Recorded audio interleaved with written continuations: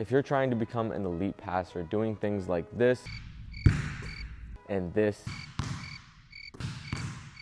is only going to take you so far. So in this video, I'm going to break down what it truly takes to become an elite passer and exactly how to work on it. The first step to becoming an elite passer is you have to be a respectable scorer yourself. You can't just come into the game with only the ability to pass and expect to be dropping dimes. No one's going to respect your shot, and it's only going to make your job of passing that much harder. When you have the ability to score, when you have the ability to get into the lane, to hit floaters, to make layups, it's going to collapse the defense more, it's going to open up more passing lanes, and it's going to make your job of passing a lot easier. So before you spend all this time trying to just become an elite passer, make sure you spend equal amount of time on actually being a legitimate scorer as well. The second thing is making sure you have a variety of passes. If you're sitting here working on two-hand form passes all day at the wall, your ability to pass is going to be very limited. We need to have an assortment of passes. We need to be able to pass with the right hand, with the left hand, over our shoulder, behind our back, behind our head, jump passes, right? Every possible pass that you can imagine, you need to be able to have. So one of the simple ways that you can work on this, and this is something you can do to some degree by yourself, is just freestyle dribbling, and then you're just working on different passes at the wall. Pick a spot and try to hit that spot with as many different passes as you can.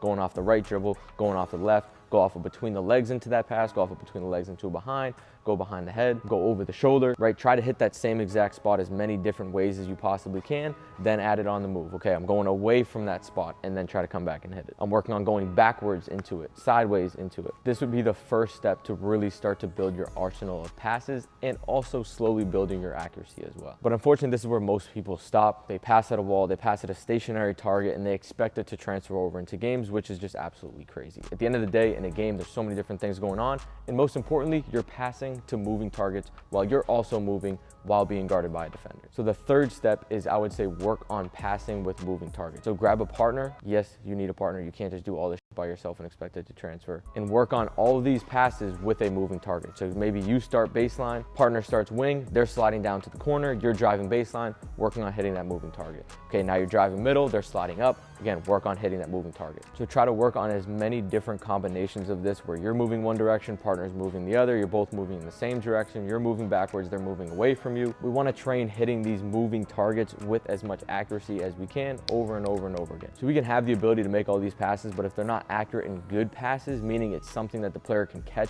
and easily get into their shot, right? The ball's not spinning sideways, the ball's not a knuckleball, and then it makes it a lot more difficult to shoot. We want to be able to be accurate while also trying to seam up the basketball to that player to make it as easy as we possibly can. A good passer is not just someone that hits the target, but makes that shot as high percentage as possible for the teammate that they are passing to. So for these first three steps, you can largely work by yourself, but at the end of the day, majority of passing is your ability to make reads and to make decisions and to pass at the right time. So right, so far we've worked on your ability to do the pass, but now we need to work on doing it at the right time. So step number 4 is learning to know when to make these passes. At the end of the day, the act of passing is one thing, just like every other skill, but the actual ability to make these decisions and then make that pass is where the actual skill of passing comes in. So what I would say to work on this is small-sided games. We have an old video, which I will link right here, which you guys can train with a group, maybe it's 3, 4, 5 people, where you can train your passing in a live setting and actually training these decisions. Now, step number 5 would be through these small-sided games and through film study is just building your IQ and then continuing to revert through this cycle, right? Okay, what are the main passes that I should have? And then we're going back to step 2 or to step 3, and then we're replicating those passes on our own or with a partner. And then we're getting into small-sided games, recreating those situations, working on the read and the actual technique of the pass. And then we're gonna go back to the film study again. Okay, what are these passes that I need to know? How are these passes getting there? What kind of spin should I be putting on the ball? What is the general movement of the players, right? We see all of the best passers, Steve Nash, Chris Paul, they all seem to have eyes in the back of their head, when in reality, they just know where players on the floor are moving, so they can predict based on that, even if they're not looking, where this player is going to be, when they're going to be there, and then they're able to time that pass up. So yes, they have the ability to make the pass, but largely what it is their IQ, and they've been in these situations so many times that they know the decisions and when to make these passes, so that way it doesn't get turned over and they can consistently help their teammates get easy buckets. So just like everything else, this is a constant process. You need to continue to cycle through this, build your IQ, build your technique, build your decision making, continue to cycle through that, do it enough times, fuck up in practice, get a little bit better, repeat, and then eventually you guys will be able to do this in games.